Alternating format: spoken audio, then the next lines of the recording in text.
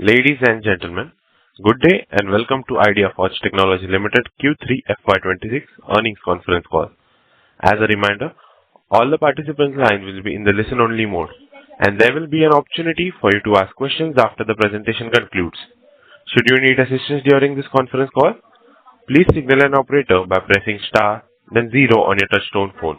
Please note that this conference is being recorded.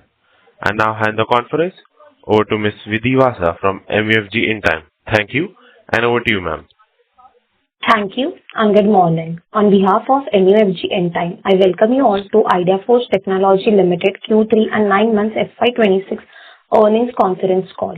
From the management side, we have Mr. Ankit Mehta, Chief Executive Officer and Whole-Time Director, Mr. Vipul Joshi, Chief Financial Officer and Whole-Time Director. I hope everyone had an opportunity to go through our investor deck and press release that we have uploaded on our exchange and company's website. A short disclaimer I would like to say before we begin the call. This call may contain some of the forward-looking statements which are completely based upon our beliefs, opinion and expectations as of today. These statements are not a guarantee of our future performance and may involve unforeseen risks and uncertainties. With this, now I hand over the call to Mr. Ankit Mehta. Over to you, sir. Good morning, everyone, and thank you for joining us for Ideaforge's Q3 Financial Year 26 earnings conference call. Wishing you all a very happy new year. I'm joined by our CFO, Mr. Vipul Joshi, and our investor relations team. If I had to summarize this quarter in one line, then I would say that while Q3 was muted in terms of numbers, the impending demand finally fructified into orders and has reinvigorated our focus on delivery. And all the recent developments are a proof of the long-term potential of the industry that keeps us looking forward to what's coming ahead. That's the lens I'll use through this speech. What's our order book position, focus on revenue recognition and our ability to execute, impact on margin and profitability, and how are we positioning for the next cycle. Starting with the order book, FY26 has been a defining year for Ideaforge so far. Year to date, we have added approximately 440 crores of orders to our order book, the highest quantum of orders in a single year in our 2-decade journey. In Q3 alone, the order inflow was broad-based. We added more than 102 crores through large opportunities and roughly 115 crores through multiple smaller orders. This matters for two reasons. First, it shows that demand is not concentrated in just one program or one customer. Second, it creates a healthier execution pipeline, multiple delivery milestones, multiple revenue recognition events, and more predictable conversions over the next few quarters. As of the end of the quarter, our order book was approximately 350 crores, and with the addition in the current month, it stands at approximately 368 crores. The order book is the single clearest indicator of revenue visibility in our business.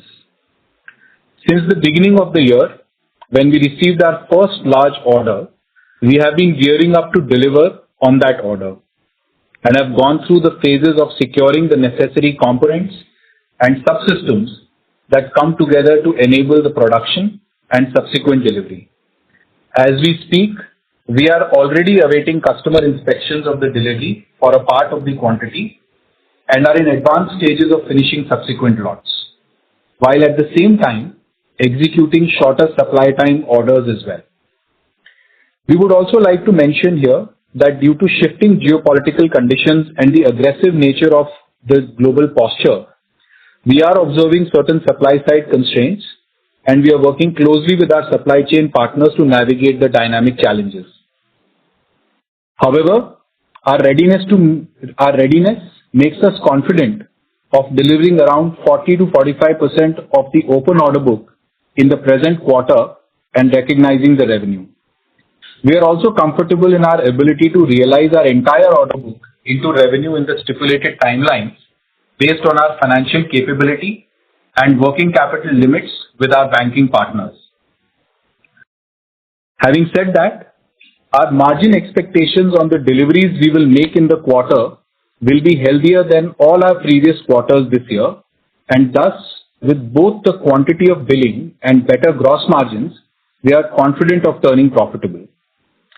As you are aware, our gross margins and overall numbers are not easily tracked quarter on quarter or year on year for the quarter due to strong dependency on the orders executed in that specific quarter, and the vagaries of that are visible in our Q3 numbers as well. Building on what we have been consistently emphasizing, electronic warfare resilience has shifted from a wish list item to a baseline requirement, and that shift is now translating into real procurement decisions. During the quarter, we secured capital emergency procurement orders from the Indian Army worth more than 100 crores for our tactical class Zolt UAV and mini UAV switch. These wins are significant because they come after rigorous evaluations, including trials in electronically contested environments and tighter country of origin and intellectual property checks. Zolt has been designed from ground up to meet these requirements. Switch continues to build on its proven operational track record as a reliable hybrid vertical takeoff and landing platform. These platforms, equipped with our EW resilience capability for high-threat, signal-denied operations, including strong ECCM and GNSS-denied autonomy, add real capability to the forces and not just incremental features. And from a business perspective, as more current and upcoming programs explicitly bake in EW and counter-drone operating conditions into their requirements, the capability we've built becomes a repeatable edge. It helps us qualify faster, compete stronger, and pursue follow-on and expanded orders across platforms, not just win a one-off contract. Further, recent global conflicts have made it very clear that nations can't rely on imports alone. They need to build indigenous defense capabilities and capacity.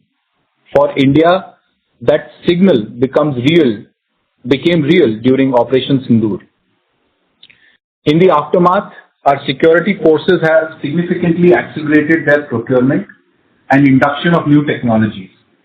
Emergency Procurement Cycle 6, including decentralized procurement at the command level, clearly demonstrated that the forces are now focused on rapidly building both capability and scale. On top of this, recent reports of a fresh procurement outlay of around 20,000 crores across ISR platforms, loitering munitions and strike drones provides a strong multi-year demand tailwind for the domestic drone industry. With indigenously developed platforms, secure subsystems, full-stack technology, and strategic partnerships with leading DPSUs, DRDO labs, and private entities to co-develop combat capabilities, Ideaforge is gearing up to meet evolving requirements by expanding beyond intelligence, surveillance, and reconnaissance and reinforcing leadership in the India's drone ecosystem. On the civil side, the Indian law enforcement and paramilitary forces have been a primary driver for the civil demand, along with geospatial applications. Our collaboration with CDAC to integrate drones into India's emergency response network will unlock new use cases and opportunities and drive the adoption of drones and flight docs, our drone as a service offering further. We have already conducted several live proof of concept deployments for our integrated capability. What is changing in the civil and enterprise markets is that customers are increasingly looking for outcomes, not just hardware. That is where our broader solutions approach via software platforms like Flight Cloud matters. Over time, this can become a stabilizer alongside defense with more repeatable deployments.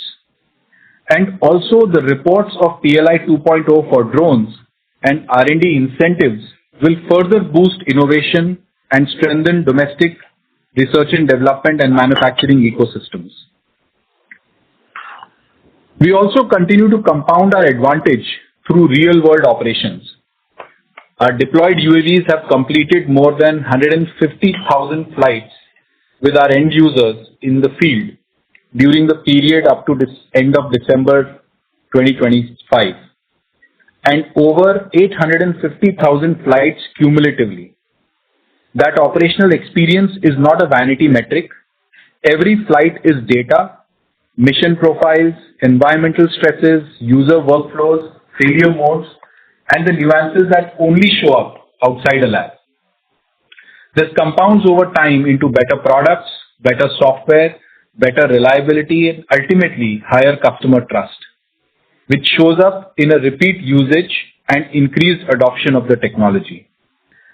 This extensive end-user experience has helped us over the years to innovate and develop cutting-edge technologies.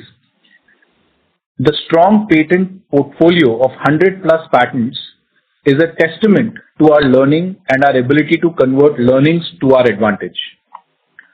On a proud note, Zolt and Switch UAVs will be displayed at the Republic Day parade to demonstrate India's indigenous defense capability. It's symbolic, but it also reflects a real shift. India is moving from importing technology to building and scaling it domestically. Internationally, our joint venture with First Breach in the United States, currently in the formation and execution phase, is a deliberate move to build a credible on-ground operating footprint and not just a sales presence. The objective is to localize key elements of operations such as assembly, manufacturing, program execution, and go-to-market by leveraging First Breach's infrastructure and access to the US defense ecosystem. With tighter pathways for regulatory clearances for imported drones and trade policy volatility adding uncertainty to import-led supply chains, a US-based setup improves our ability to stay compliant, reduce supply risk, and compete more effectively in government and enterprise programs. As the JV gets operationalized through approvals, setup, and execution readiness, it positions us to move faster when customer cycles convert, while keeping delivery, pricing, and regulatory exposure more under our control. To close, here's what we want you to take away. The impending demand has fructified into orders. INR 440 crore order booking year to date, and an open order book of around 368 crores as we speak. Revenue recognition is now the mission.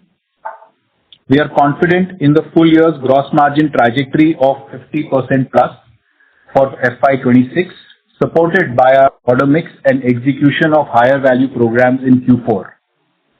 With sufficient cash and funding capability to support working capital for deliveries, so execution is not constrained by liquidity. Industry tailwinds like outlay of fresh procurement worth 20,000 crores and PLI 2.0 and R&D initiatives create positive market conditions from both demand and supply sides. Thank you for your time and continued support. We can now move to the Q&A. Thank you very much. We will now begin with the question and answer session. Anyone who wishes to ask a question may press star and 1 on the touchtone telephone. If you wish to remove yourself from the question queue, you may press star and 2. Participants are requested to use handsets while asking a question. Ladies and gentlemen, we will wait for a moment while the question queue assembles. The first question comes from the line of Jay Chauhan from Trinetra Asset Managers. Please go ahead.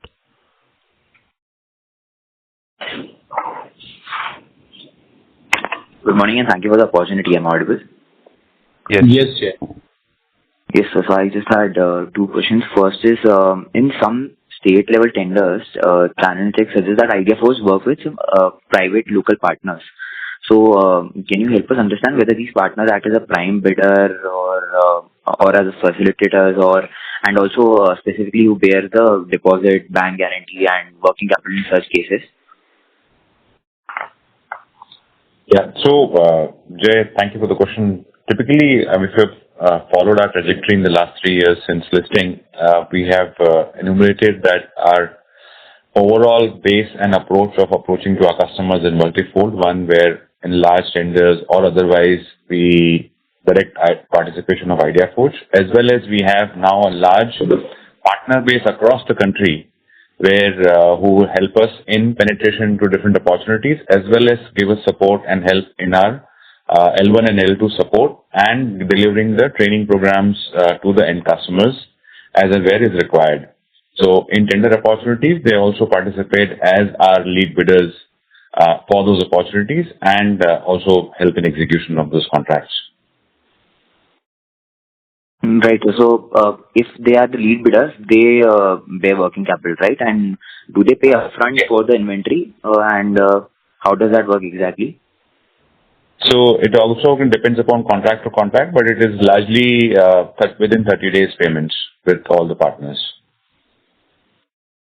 Okay. And there is no advance as such, right? For example, if I am your partner So if in case, and I'm a prime bidder. if it's a large opportunity, which typically is part of all the EP or a fast track procurement, and if the contract has a feature of advance from the end customer, then the same is also party of our arrangement with the partner.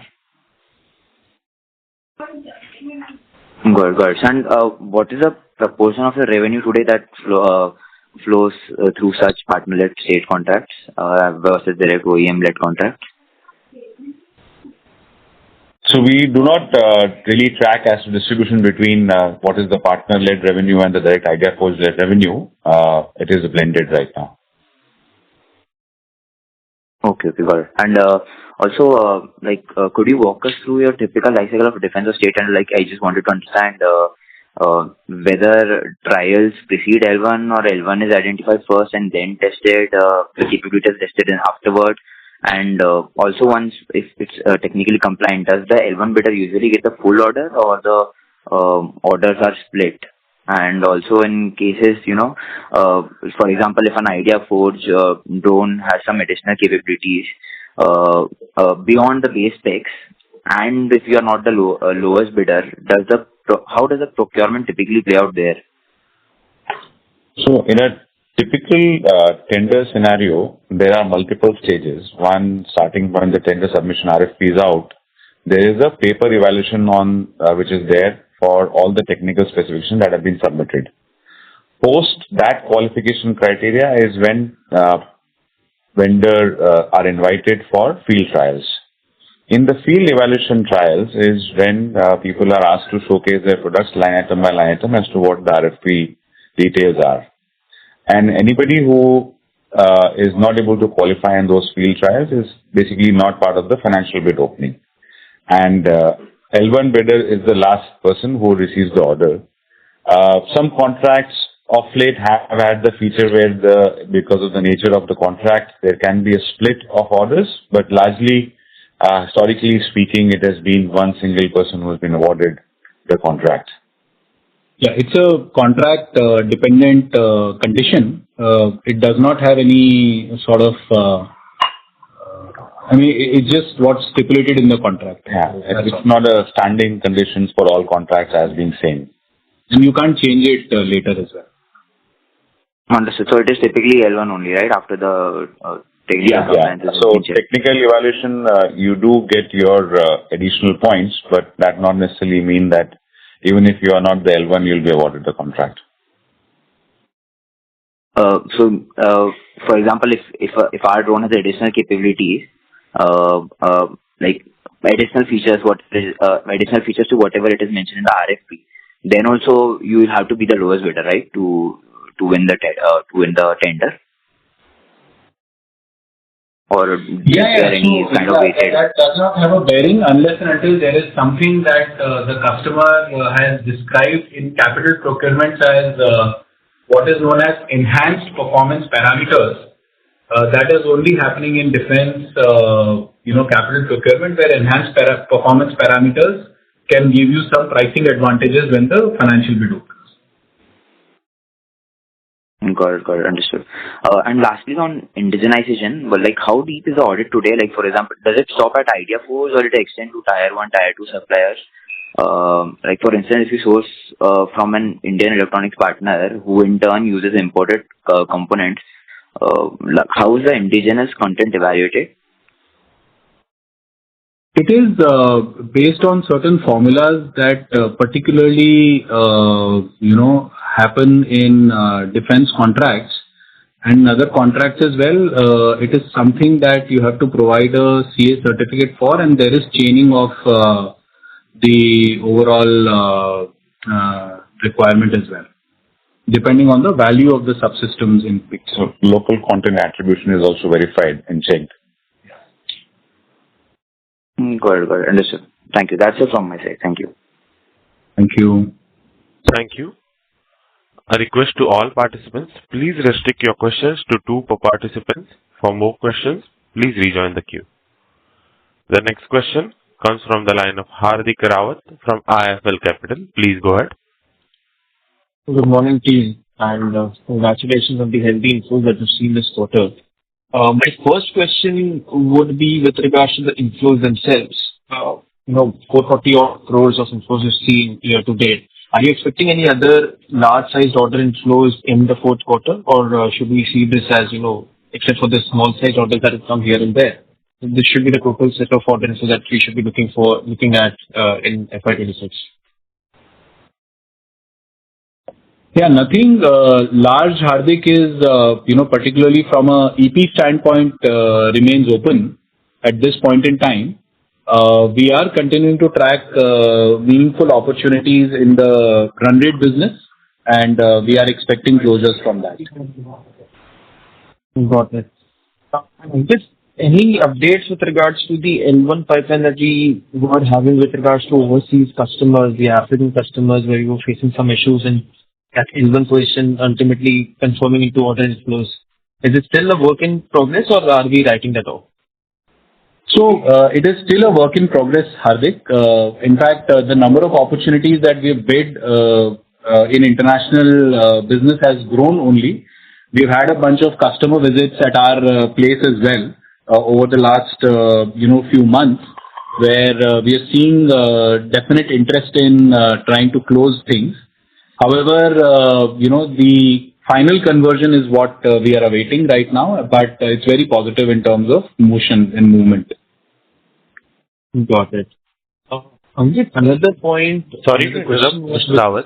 We request that you to return to the question queue for the follow-up question. Sure. Thank you so much. Thank you.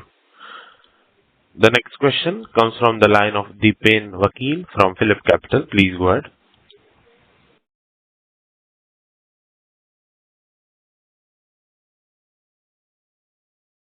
Hello, Mr. Vakil. Hello. Yeah. Hi. Thank you for this opportunity and congratulations on an encouraging order inflow for the year. So my first question is on the similar line. So right now, this year, whatever major order wins that have happened have been emergency procurement, which are all executable within 12 months. So what are we looking at? So what are the other orders that are there in pipeline in terms of which can help us in a sustainable kind of a visibility, especially now that our product profile is also improving from tactical UAVs as well as logistic UAVs coming in. And at the same time, our flagship product on Netra and Switch UAV continue to get upgraded. So what is the kind of opportunity we are looking at in the near term, if you can put some number in it? Yeah, so Tushar, Dipen, if you remember, we have been working on certain big programs. Those programs are what we have been continuing to track, and we are executing on those programs. There are milestones of those programs that have to be completed in early this year, and those programs are certain large programs that we expect to convert into meaningful opportunities, which will have a longer delivery time period as well associated with them. So that is one part of what we are tracking in terms of opportunities. Of course, I also mentioned that there are reports of a larger procurement being planned for drones in various categories. That's another area within which, like I mentioned, we are looking at partnering in order to expand the base of opportunities that we can, be a part of going forward. That's one effort at our side. And of course, there are certain other long-term opportunities on the run rate side or in the civil side as well, where we are working on very interesting opportunities. Once they fructify, they can be multi-year opportunities for us as well. So there is a deep pipeline that is created, pretty large pipeline as well. But we continue to track it and execute on each of the necessary features and capabilities that we need to build for executing those programs. Got it, sir. Thank you so much for that clarification. Sir, you also mentioned about the PLI scheme coming in. So any timeline that you have in your experience that we can expect PLI 2.0 to come in for especially focused on drones and anti-drones? See, presently the reports that I've also read, and same as you would have, is that there may be something in the budget. So we are also holding our breath for that. Got it. And any new product that you're focusing on? We request. Sure, I'll join back the queue. Thank you. A reminder to all participants, please restrict your questions to 2 per participant. For more questions, please rejoin the queue.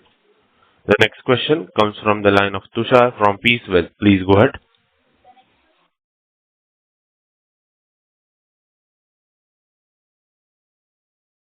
Mr. Tushar, you may proceed with your question.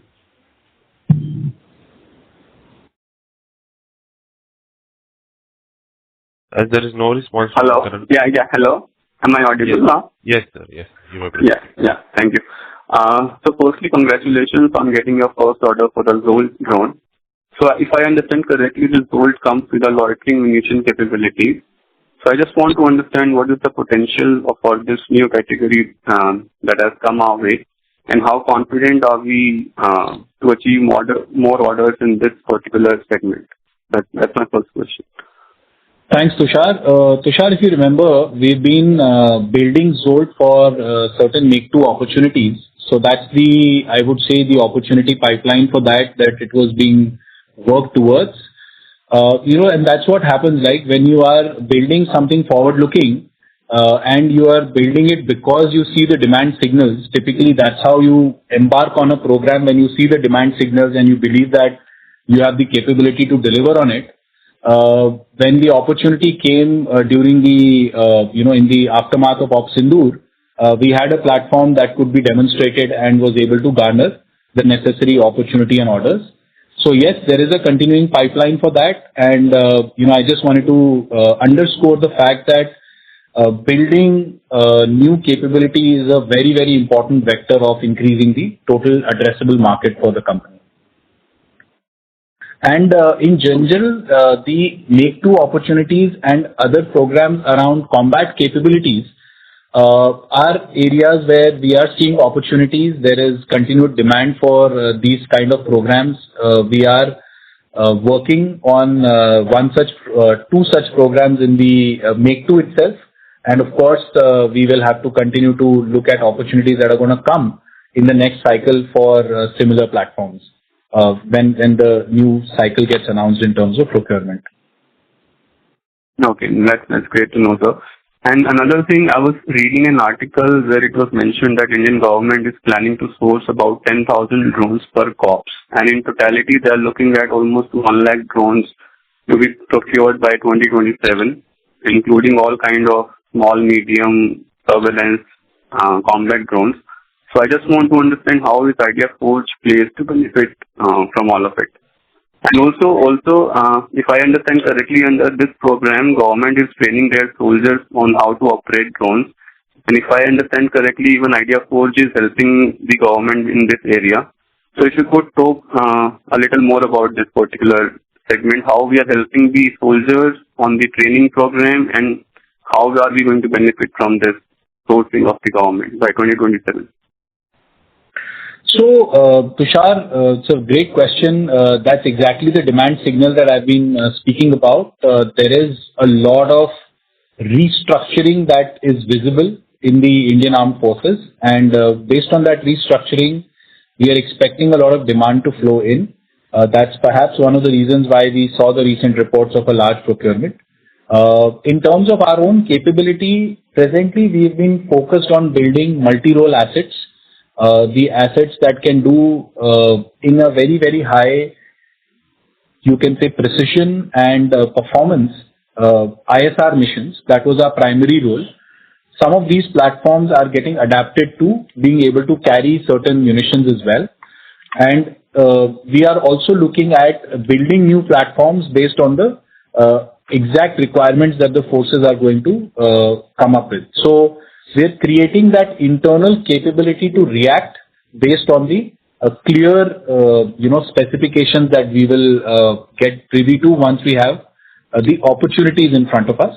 But the background capability, if you see in terms of having our own indigenous stack and self-developed stack for the entire avionics for the aircrafts, the GNSS denied and communication denied resilience capability, as well as the ability to do onboard compute and to support compute on the edge and AI on the edge, we have the necessary ingredients that can be leveraged across a very wide set of platform capabilities that we can react to when the opportunities come. So that preparation phase in that one sense is what we've spent our time in, and we have arrived at a version of these capabilities that can be deployed on the field.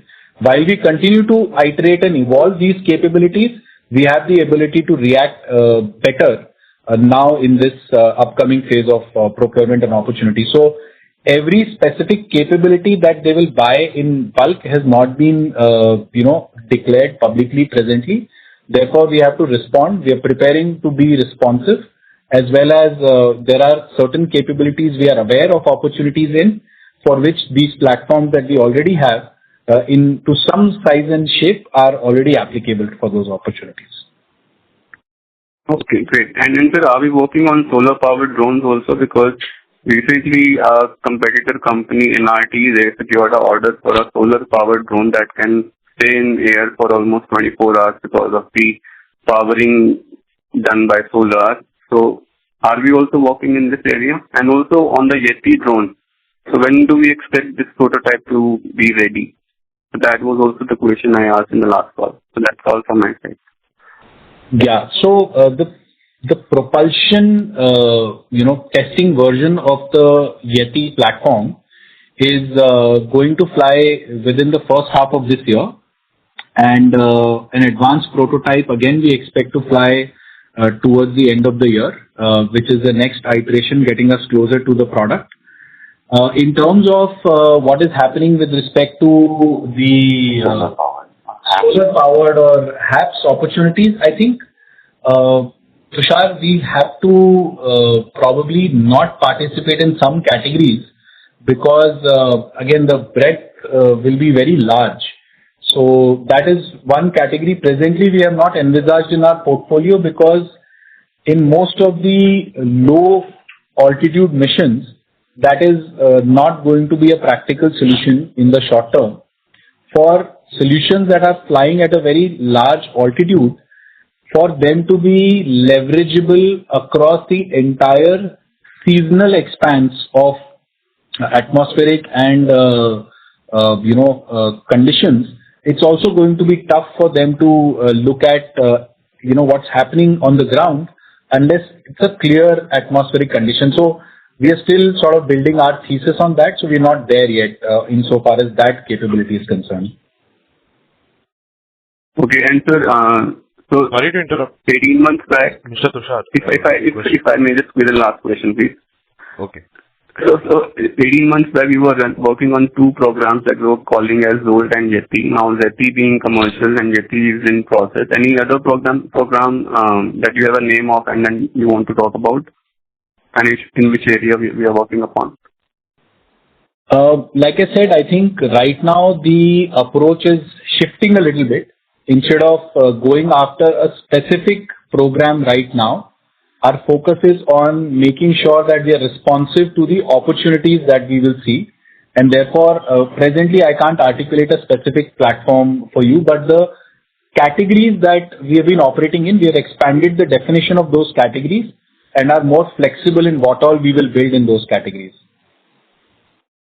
Okay. Thank you so much, sir, and all the best. Thank you. Thank you. Thank you. The next question comes from the line of Jatin Jadhav from Sahasra Capital. Please go ahead. Hello. Am I audible? Yes, sir. Yes, Jatin. First of all, congratulations on new orders. Actually, my question was more on the lines of the capabilities.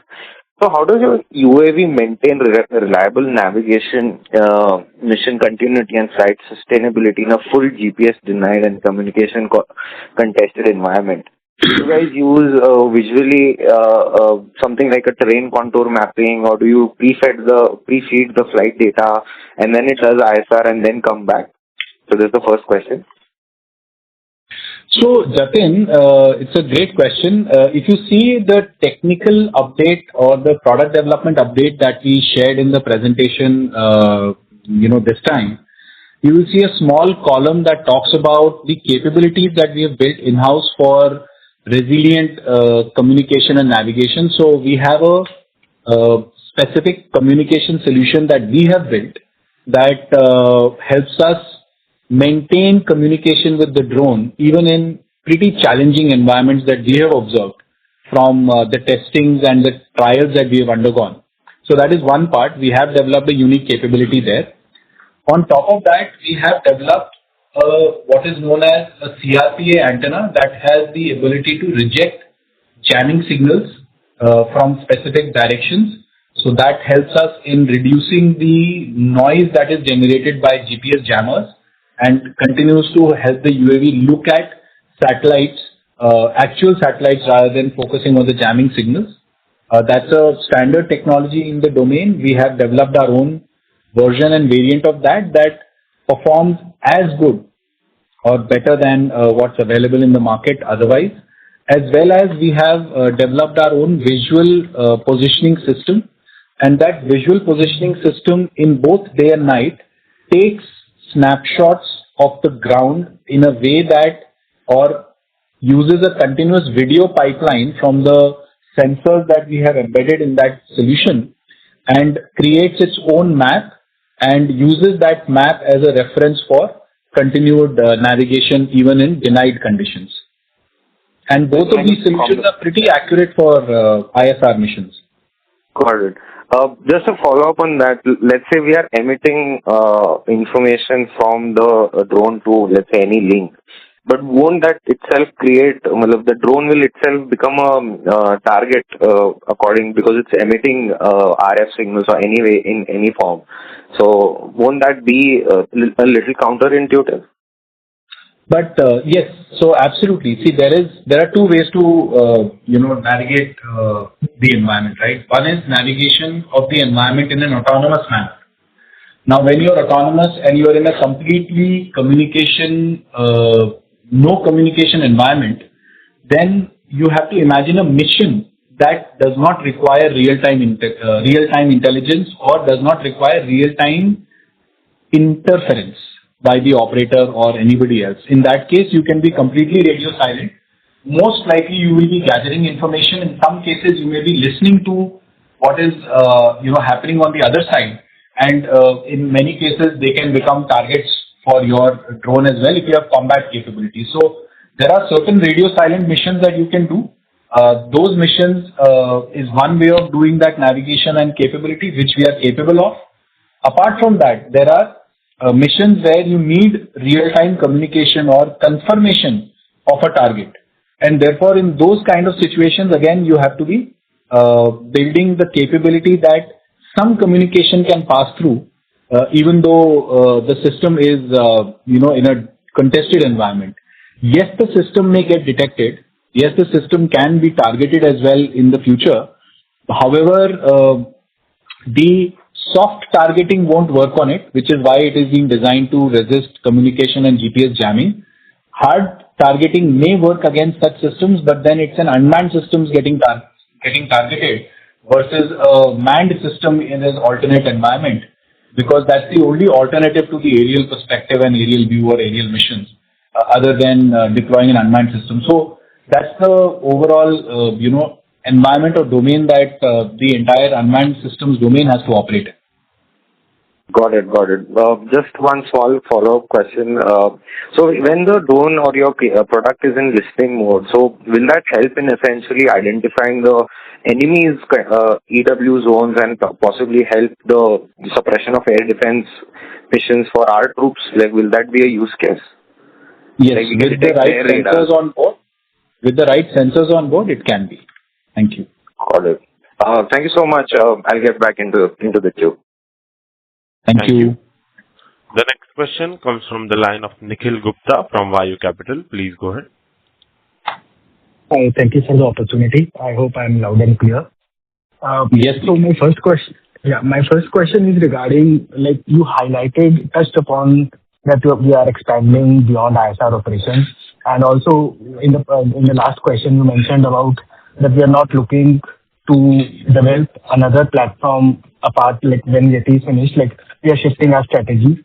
So can you please highlight on this, like, how we are planning to move ahead? I think this must be very important for the other investors as well. If you can expand what we are thinking, how we are expanding beyond ISR, it would be a great help.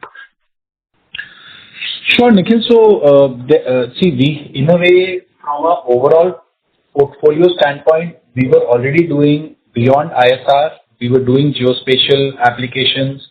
We are progressing towards inspection applications, as well as with Yeti, we were building a logistics delivery capability. However, if you look at what we were doing with Zolt, we were on Zolt looking to mount payloads up to 10 kgs in weight and deploy those payloads in conditions where they could be used for specific missions that were outlined as a part of the MAKE programs that we were participating in. So that gives Zolt a combat capability that allows it to look at targets, and then, of course, after looking at targets, it also allows it to take action as long as the right payloads are mounted, right? And then overall, when we look at how the market is presently shaping up and the kind of platform capabilities and platform sizes that are being demanded, we are looking at essentially trying to understand what are the reactive approaches that we can take today to look at a overall scenario where we are not sort of straddled, or you can say we are not limited by the platforms that we are maturing in isolation today. Those platforms are doing well. They will continue to do well in their category, but the categories keep shifting.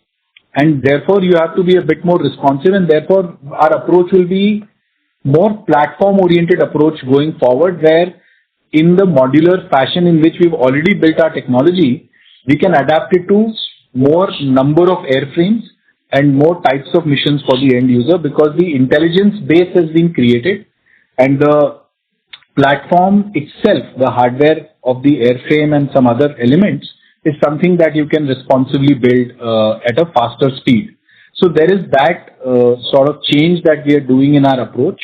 It is not being done outside the categories we were identifying, but it is now moving towards responsive opportunities for large programs that are coming up. So that program count that we are now seeing is actually increasing quite a bit.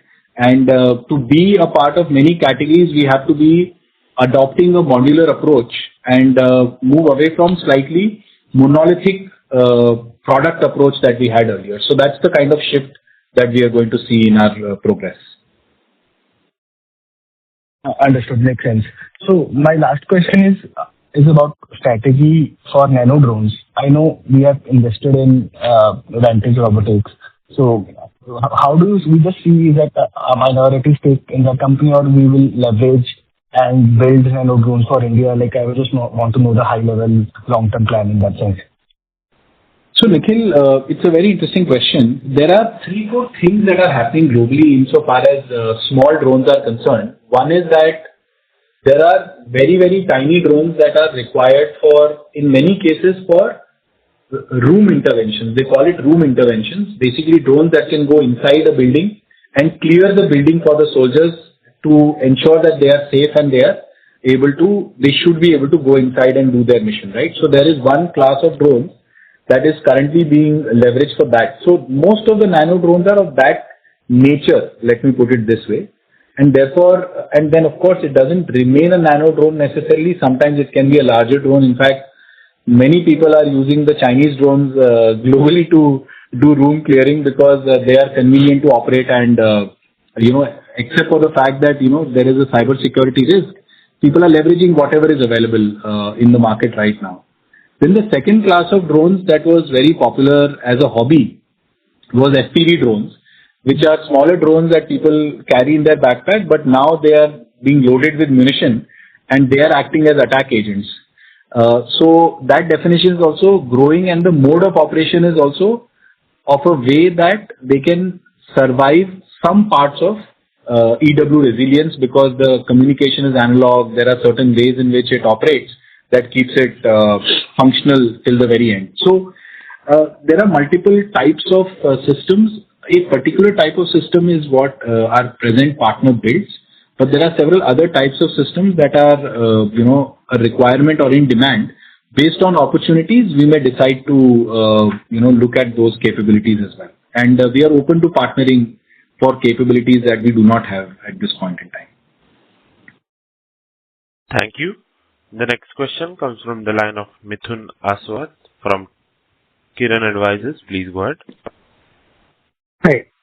I just wanted to get a sense. You mentioned that half of your order book would be able to execute in Q4. So, are we expecting, around 200 crores of execution in Q4? You've also mentioned that you're looking to break even at the annual level for FY26. I understand that business is very lumpy and it's very difficult for you to kind of second guess how your order book or revenues trajectory will happen, as we've seen in the last couple of years. But I just wanted to understand, obviously you're a listed company and you have to kind of meet annual or quarterly kind of expectations. In a business like yours, how do you see the next couple of years faring?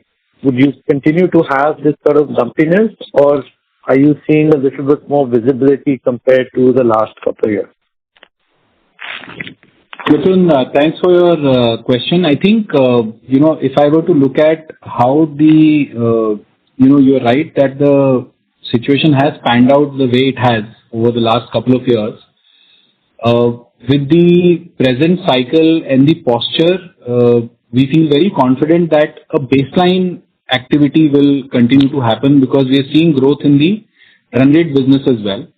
And that run rate business is an area where we will continue to see more activation, more traction, and we are expecting that next year also the momentum on the run rate business is only going to go up because increasingly we are seeing that the adoption of the technology, even in enterprises, is becoming very, very evident. We get more inquiries for adoption. We are uncovering unique use cases, and therefore I'm pretty confident that the baseline of the business is actually now stepping up from where it used to be earlier. And that is one base we are confident of over the next few years. However, those very large opportunities will continue to make it look lumpy when they come. And therefore, that is a reality that we'll have to live with, but the baseline is definitely improving and we will see a better baseline business over the next couple of years for sure. Right. And also what is happening is that with the shift of capabilities from, particularly for defense and even homeland security to some extent progressively, we will see that some of these capabilities that we have built will again create an environment where having them in-house is going to give us a competitive advantage going forward. And the procurements will not happen without those capabilities. Sure. And do you think this sort of gross margin of 50% is something sustainable even in FY27, or it would really depend on the underlying orders that you have? As of now, the order book that we have that definitely gives us confidence. However, as more orders add in, we will be able to probably respond to that bit more progressively. Sure. Thank you. Thank you. The next question comes from the line of Ishani Jain from MAS Capital. Please go ahead. Hello, sir. So my question is like you have highlighted multiple enterprise deployments across mining, forestry, crowd management, and coastal surveillance. So, like, what proportion of these deployments are currently revenue generating versus the trial based? So, Ishani, many surveillance-based services that we are doing in mining and in some enterprises, they are paid customers who have basically adopted our technology to help us monitor their facilities and their locations. We are very effective in those environments. In terms of forestry, in some pockets, we are doing POCs. In some cases, or in most cases now, actually, we are doing paid POCs. So even if it is a POC, in many cases, it is a paid POC. So that's also very helpful. And in terms of overall mix of opportunities, I think by adopting a more open stance with respect to having more third-party payloads on our system, etc., is allowing us to address a wider spectrum of capabilities without necessarily creating an engineering debt on the company. So that is also helping in exploring more opportunities for us. Okay, sir, got your point. Also, I have one more question. Like, when should investors expect meaningful revenue contribution from drone as a service and flight cloud models, like by FY27 or later? And what would be the key triggers for scaling this business? So Ishani, it's very fascinating. What is happening is that flight cloud is also becoming a meaningful vector to achieve product sales. So in some cases, flight cloud is a embedded part of the purchase. So that is helping us. So in a way, the capability is essentially going to be such that the capability standalone will have sales, but it also will be part of many product procurements. And we are seeing that, evidence today as well, where platforms are being bought along with the software subscriptions so that the customer can, like I mentioned during my speech, get a solution out of the platform rather than merely getting a hardware. So I think, we have to look at the overall picture of how this product,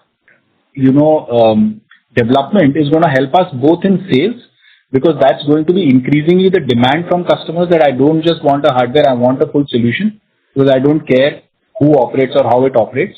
And then, of course, the next bit is looking at the overall, capability of the standalone product as well. We do believe that in certain global opportunities and markets, as the platform matures, we can see standalone revenues coming from a wider base of customers across the world from flight cloud and these platforms. And it may not even require a hardware sale in that particular situation. Okay, sir. Thank you, got your point. All the best. Thank you. Thank you. The next question comes from the line of Shubham Thorat from Perpetual Capital Advisors. Please go ahead. Yeah, thank you for the opportunity. Am I audible? Yes. Yeah. So my first question was, in the call you mentioned that you are looking at some opportunity in civil demand, which can be multi-year. Along with that, some opportunity from the expanded procurement from the military side, Indian Armed side. So, any specifics that you can provide how we are going to benefit from that, or which program are you looking to leverage in that? See, apart from the programs you mentioned on the make side, we presently cannot give you a deeper lens on what's happening there, unfortunately, Shubham.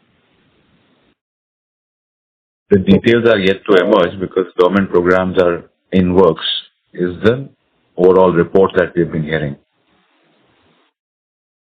Okay. And parallelly, you also mentioned in the nano drones that we are currently catering to one kind of specific application.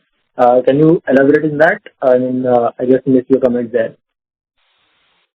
See, nano drones, the partner we've invested in, Vantage Robotics, they have a drone that can act as a personal reconnaissance drone for any soldier, right? It is primarily meant for only doing surveillance capability. So that's the kind of platform you can carry it in your pocket, quote unquote, and deploy it at the last mile and get your intelligence at the last mission. Okay. And lastly, just a general question. So I just wanted to get a sense on what kind of issues you faced in the last 9 months or in the previous quarter, and how are you addressing those? What are your expectations there? Shubham, in terms of issues, I would say that, like we mentioned, that there are, supply chain related areas that are emerging. As we start looking at procuring volumes, it starts emerging, and those are areas that we are continuously working on. We are adapting. We are continuously doing things so that we are still ahead of time when we get to the end customer. So that's one area that we are constantly working towards, and that's one primary, I would say, area of effort right now, because it's directly linked to delivery of our systems. Got it. That's it from myself. Thank you so much. Thank you. Thank you. The next question comes from the line of Jatin Jadhav from Sahasrar Capital. Please go ahead. Hello, am I audible? Yes. Yes. Thank you so much for one more opportunity. So this is one more question regarding, it's a follow-up question to the earlier question. So, taking a reference from the E-18 Growler, it's like F-18 Super Hornets modified version, which does electronic attacks. So I wanted to understand, can our drones essentially carry the electronic warfare payload and then enter the enemy airspace and jam or possibly spoof or completely attack the enemy radar system? And then subsequently, how will that payload, if we integrate it into our drones, affect the power generation, the distribution, the thermal management, cooling capacity, and possibly the endurance time? Or do we have to completely build a new platform altogether to achieve these goals? A system that can do jamming in on the other side. Typically, jamming is something that requires a very large power base as well.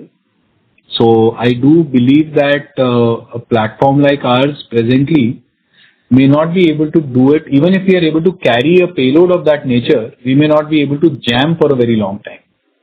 That much I can envisage, because from whatever I hear, it takes several kilowatts of power to sustain jamming. So that would be one, I would say, area of, investigation that may have to be done for a offensive capability there. But a listening capability doesn't require that much power. That is something which is feasible. And then along with the listening capability, if you have the ability to attack, those can be a reasonable combination in the future. Got it. That was pretty much from my side. Thank you so much. Thanks, Jatin. Thank you. Ladies and gentlemen, in the interest of time, this was the last question. And now hand the conference over to the management for closing comments. Thank you, and over to you, sir.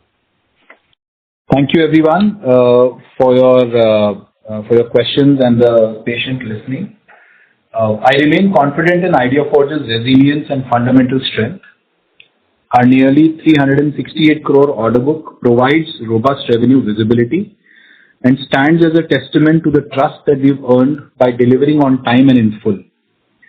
As India's leading drone player, we are strategically aligned with the historical scale defense procurement that is underway and are ready to meet our nation's unprecedented demand for indigenously built and secure UAVs. To our long-term shareholders and new investors, thank you for your faith in us. Let's stay the course and propel the next phase of Ideaforge's growth together. Thank you. Thank you. On behalf of Ideaforge Technology Limited, that concludes this conference. Thank you for joining us, and you will now disconnect your lines. Thank you.